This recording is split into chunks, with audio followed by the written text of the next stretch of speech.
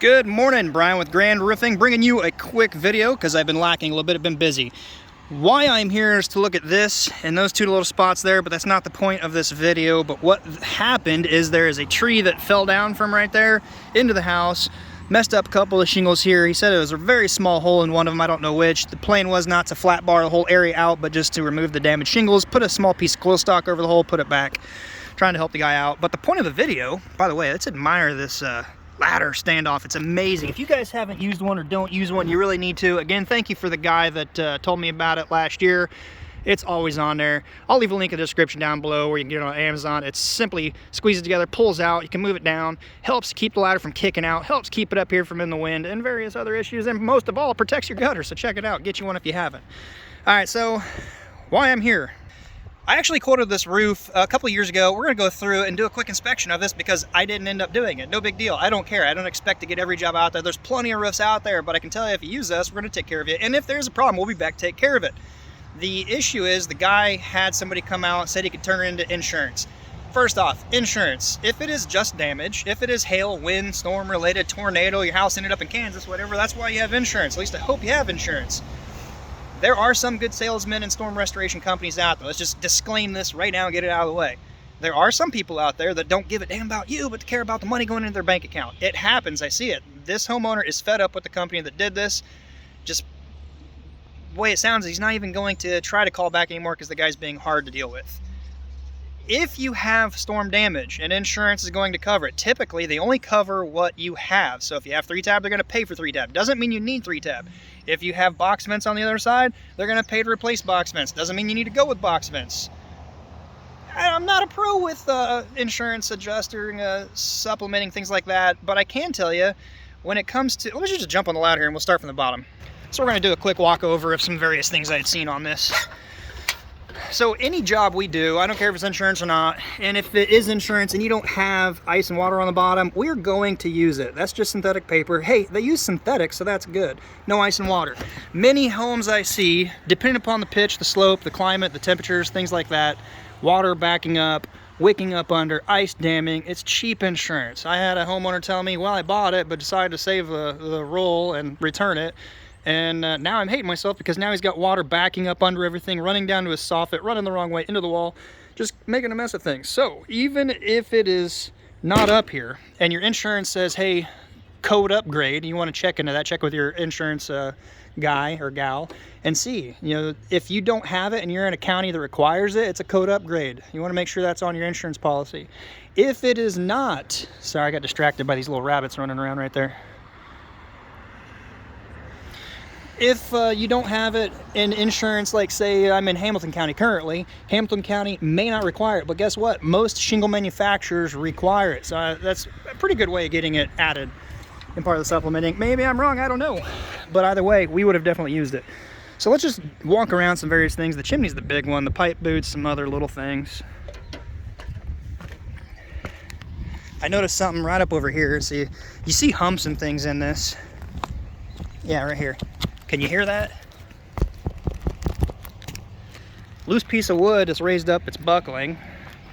If you're tearing that off and you're a guy running across it, you're gonna see it, you're gonna feel it. When you're rolling the paper, you're gonna hear a thud. Take a second and shoot the thing down. Once everything's tore down, the nails are popped and everything's good, you blow it down, sweep it down, you do your deck inspection. This area does not require any deck inspections or permits. That can be bad, that can be good, it's a whole other topic. But the guy doing it should have shot that down, inspected it, if it needed replaced, replaced it. Moving on to the other thing. I shoot a lot of videos or content regarding this. Nope, not that, that's dirty, sorry. I'll blur that out. No, maybe not. So I talk a lot about extensions, flashing, and nail placement. Let's start with the nail placement, work our way up.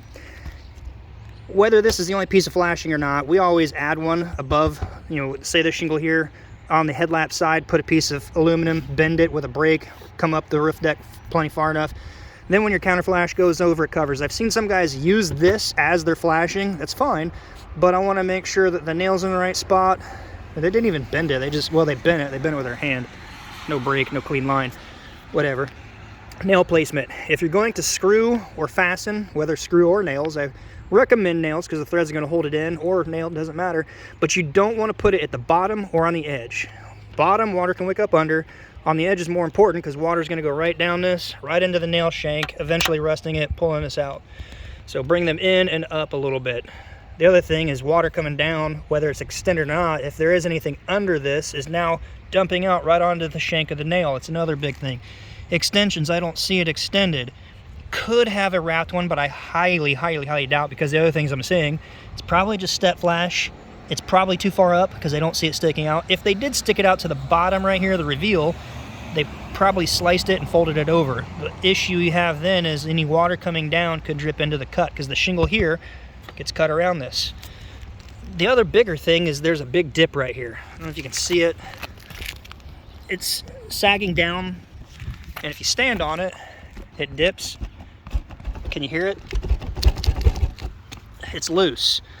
One of two things, I imagine. Either the decking is not nailed down, or at some point it had leaked in the past and the lumber that holds the decking down that's pinned into your limestone chimney is probably rotted. Whatever, should have been at least nailed down. If it's not good enough lumber to take the nails and hold it down, even though you got a dip there, you should have removed the sheet of wood, raised it up, or replaced it if it needed it, and then put the new decking down. Make sure you extend this. It looks bad. It's cheap, it's loose. They do have step flashing. Not a lot of runoff here, but I would have done it slightly different. Same thing on this side. You can see there's some mill flashing down in there. I don't see an extension. I definitely don't see the accordion style because it's got little wrinkles when it bends around. And that flashing that's there is actually on top of this row of shingle right here, not on top of this. Hell, it could even be under that, I don't know. But the point being is any water that runs down here, which by the way, they're relying a lot on caulking, maybe second guessing their flashing ability. There's an area that's going to drop down right under this, and guess what? It's going to run right down into the shank right there. So even though they covered with silicone on the top and tried to do their best down the side here, doesn't matter when water's getting in under this shingle. It's still going to hit that nail eventually over time, rust it out. No hammer drill, no tap cons, no drive-ins. Just shoot it with your air nailer. Same thing here.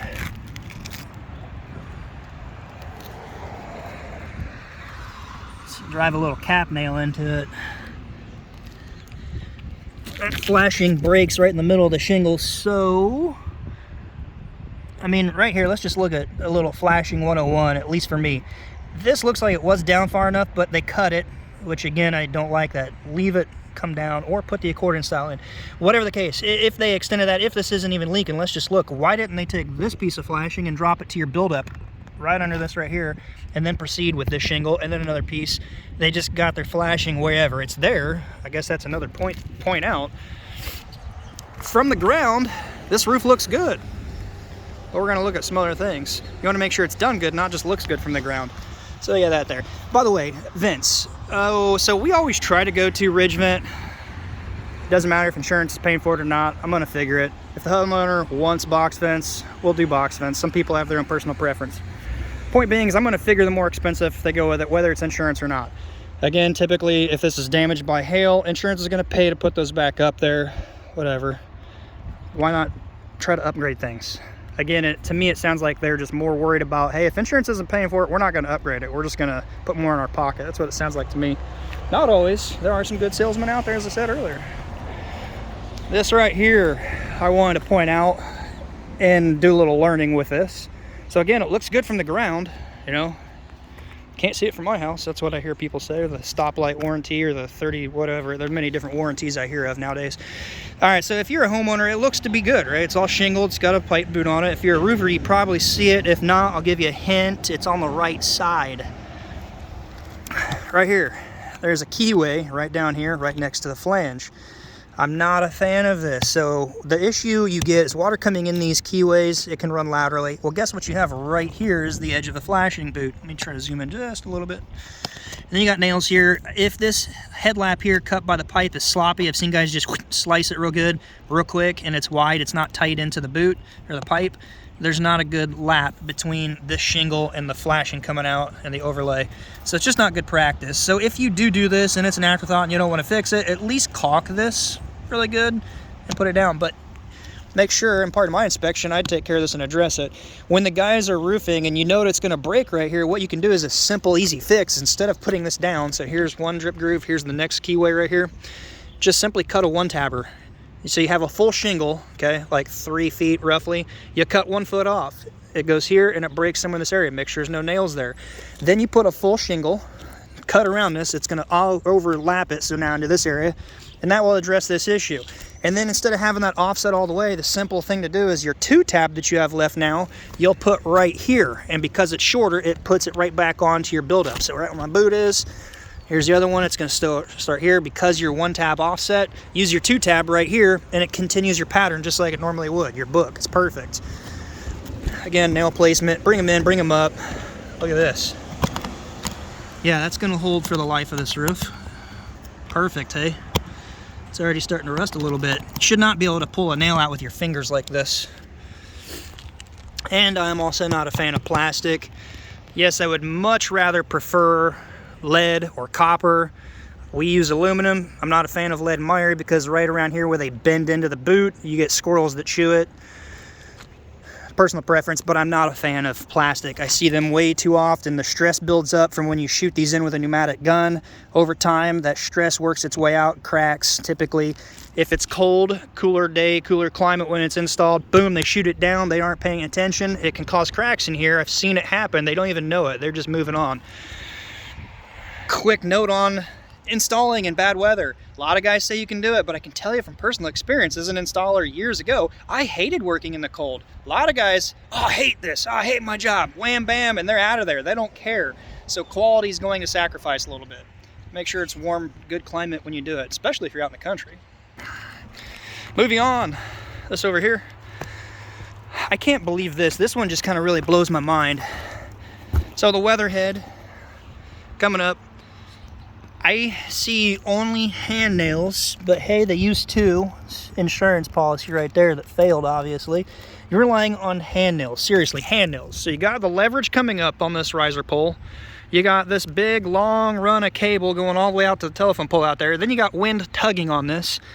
And what this looks like to me, because this is raised up, lack of fastening. When it tugged in the wind, it just broke this. There's not near enough structural strength holding this in with a nail. That's if they even lined it up in a truss. I highly doubt they did. So this needs to come out. Same thing on this side. If you do have one of these, and if you are going to put it back, do not use a hand nail to fasten it. It needs to have lag bolts or something to actually fasten it into a truss or a rafter, whatever it is.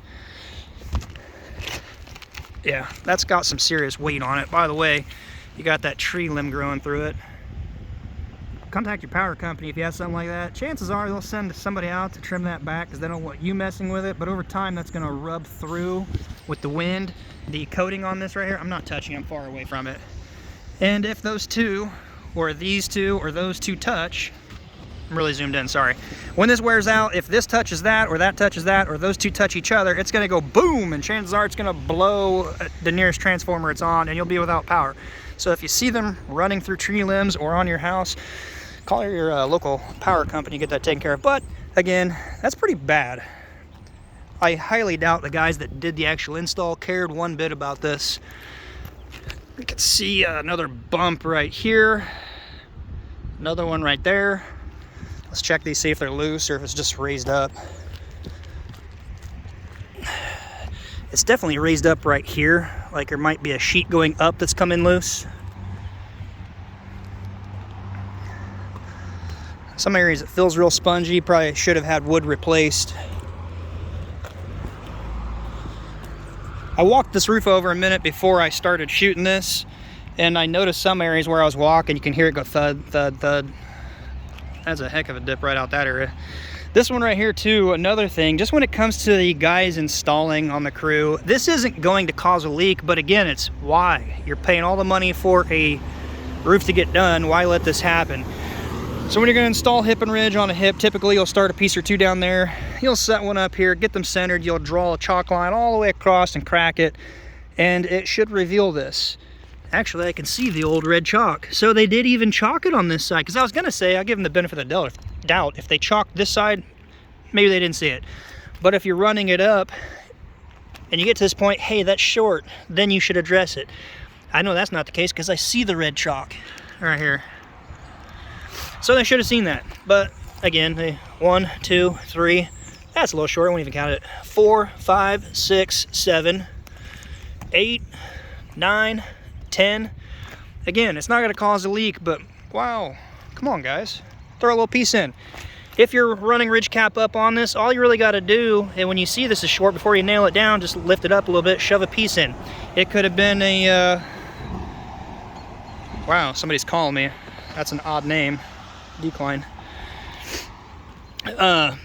Shove a little piece in. It could be a scrap cut off from this end or any other piece. Throw it in there, nail it, then put your cap on, continue on. That's just, again, that's pretty bad quality. But what do I know? Hey, the roof is new. I mean, you got to give them that. And from the ground, it looks pretty good. Will it hold up? I doubt it. Not for many, many, many years. Alrighty. The name that came through on my phone was Kokomo Implants. Yeah, I ignored it and that was a voicemail come through, sorry. Somewhere over here I heard another sheet go thud. I don't know where it is. We're long, we got to wrap up here.